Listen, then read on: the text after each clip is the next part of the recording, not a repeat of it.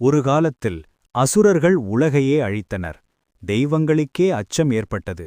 அப்போது அவர்கள் தங்கள் சக்திகளை ஒன்றிணைத்து உருவாக்கிய தேவியானாள் துர்க்கை. ஆனால் போரில் அவளது நெற்றியிலிருந்து ஒரு தீப்பொறி பாய்ந்தது. அதிலிருந்து பிறந்தாள் காளியம்மன். கருப்பு உடல், இரத்தம் சொட்டும் நாக்கு, கைகளில் ஆயுதங்கள், கழுத்தில் தலைமாலை. அது கொடூரமில்லை, அது நீதிக்கான கோபம். அவள் ஒவ்வொரு அடியிலும் பூமி அதிர்ந்தது.